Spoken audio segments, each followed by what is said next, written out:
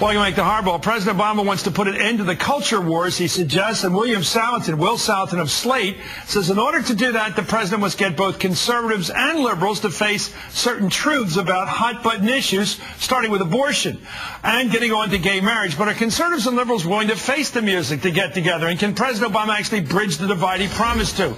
Let's bring in Slate, the national correspondent Will Saletan, and Ken Blackwell. Buddy, thanks for joining us, Ken. He's chairman of the Coalition for a Conservative Majority. He's a senior fellow of the Family Research Council. He's a conservative. How would you describe yourself? I'd say I'm a moderate. Okay, I'll live with that until we find out further information here. I rarely read a column, Ken, and this includes right-wing, left-wing, middle of the road, that moves me and makes me think. You wrote a column which suggested, and I want you to put it in your words, take a minute, how we can possibly find some common ground on the goal I think we all share of dramatically reducing the number of people who choose abortions in this country. In other words, who choose it, who have abortions because they choose to have them for whatever circumstance they're confronted with. What's your answer? How do we reduce it dramatically, given the law the way it is? Well, the idea is we want to achieve a pro-life end, which is a reduction in the number of abortions in this country by pro-choice means. And you do that by focusing on contraception, but not just sort of the liberal way of talking about contraception, handing out birth control. Birth control is a practice. It requires moral responsibility. It requires people making the right choices, the kind of thing that conservatives talk about. So we want to teach kids, we want to teach everybody to make responsible choices, and that is to when you have sex and you are not prepared to become if you are not prepared to become a parent, and you do not want to have an abortion, and we do want to discourage abortions, then you need to take responsible precautions. That means using birth control reliably. Availability of birth control is not enough. People have to make the right decision. And so we want to teach people that, promote that through sex education in whatever way we can do that, through schools, parents, churches, clinics, whatever works. Under the argument that no matter what your religious belief, birth control is far the lesser evil. Yes, absolutely. Far the lesser evil.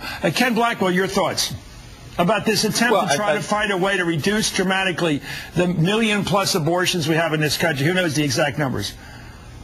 Well, I think that it's important that we continue to work down that path to ending abortion, because abortion takes an innocent life. But I really think that's what we're talking about. I think it's fascinating that we sometimes say, look, we want to teach people culturally that what differentiates us from a lot of other species is the human will. So we tell young people, look, we don't think you can control yourself, therefore use a contraceptive. How is that enforcing the human will?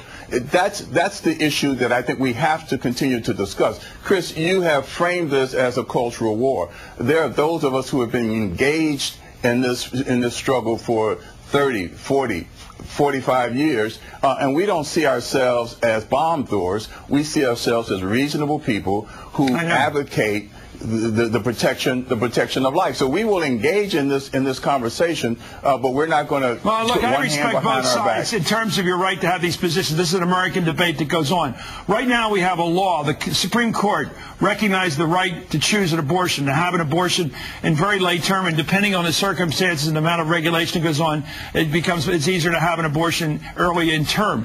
But the problem we have is that we have a lot of abortions, a lot of them, in cases where it's simply a matter of the person having sex and not doing anything to prevent getting a pregnancy that they have no intention of taking to term. What do we do about those people who have sex and have no intention of taking the baby to term? I'm just asking you, do you see a middle ground here? And if you don't, just tell me, because then I'll find somebody else who does. Because I think there's got to be somebody to begin this discussion. Fine, if you don't agree with it. If you think it's an absolute issue, because your side is not winning this argument. Chris, as a matter of fact, we are winning this argument. Medical technology and other advancements have in fact shown that human life begins at conception, whether it's brainwave, fingerprint, you name it. We are winning this debate. We've changed the nature of the discussion. That's why you'd want to reduce the number of abortions. Not only do we want to reduce the number of abortions, Chris, we want to reduce the number of abortions, but we want the ultimate goal that we want to end abortion as a practice in this country. That's going to work, right? That's really not going to work, but go ahead. No, I mean, Chris, the evidence... How long it doesn't work? What the historical evidence... What the historical evidence shows is, first of all, on the question of will, I mean, mating is the engine of history. It's how we all got here. And there's no evidence that abstinence-only programs, for example, have prevented young people from having sex or people from having sex premaritally. It hasn't had no effect. Sex education programs, some have worked, some have not. And I'm open to discussion about what we need to be doing and where we need to be doing it and what the message needs to be. But it needs to be a frank discussion, because we can't, even Bristol Palin just admitted what everybody knows, which is you cannot stop everybody from having sex, but you can influence more effectively whether they choose to take responsible precautions about whether the sex leads to pregnancy.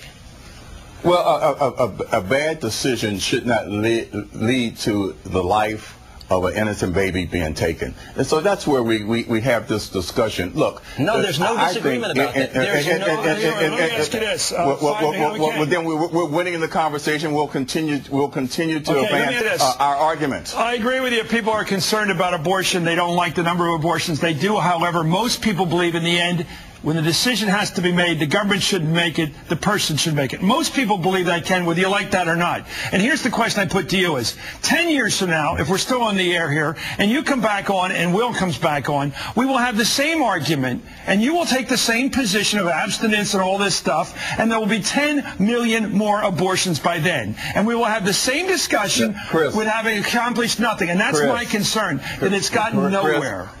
Chris, you're trying to frame it as if we have not saved millions of babies' lives by making abortion. Well, we are starting to win the argument. Every year, the pro-life movement gathers on the mall and talks about the millions of babies who have died since Roe v. Wade. What has been accomplished? Because our job is not complete. You know, if in fact we were not having direct action, if we were not fighting in state legislatures, in the courts, and in conversation trying to change the hearts of our fellow Americans, we would in fact see millions of more babies. You know, so this is the argument, Chris, that you just put forth.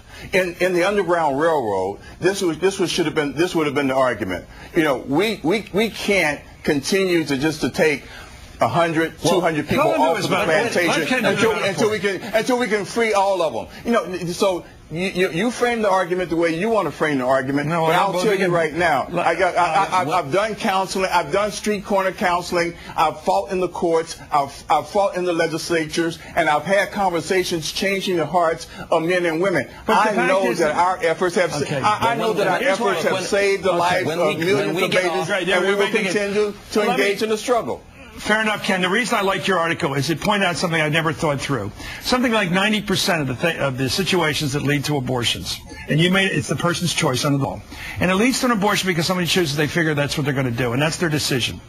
And in every one of those cases, 90% of them, it's the person who just didn't bother to take any precautions. They just didn't bother to think about it, do anything about it. They didn't protect themselves. They got pregnant, and then they decided to have an abortion. I want that decision to be made in the first instance, before conception. I want people to think. I want people to be grown up even if they're young. We agree. That's what I want. We agree on that, Chris. You and I just totally disagree. And that's a pro-life. I want grown-up people to avoid abortions. I want this thing dramatically reduced. We agree on that, Chris. But I'll tell you, where the cultural discussion continues to go is that we cannot allow unwantedness or inconvenience to take the lives of an innocent baby. Well, you just keep threatening people with the law, and you're getting nowhere, because every time your side says we're going to outlaw or throw people in jail for this, every time you do that, you lose the argument. Because when you tell a person you don't respect their decision, they're not going to respect your power. Here's the You can tell me all day that we're losing the war, but we are not losing the war. Okay. Here's where we could be in a few years. Never mind the three of us. If President Obama can embark on an agenda of real abortion reduction and can, through some kind of sex education, some combination of sex education through programs, through the media, churches, schools, doctors, clinics, everything, if he can achieve a reduction in the number of abortions, will pro-life Americans who have been voting Republican say, you know what, that's a better agenda than all this abortion banning the Republicans have been talking about?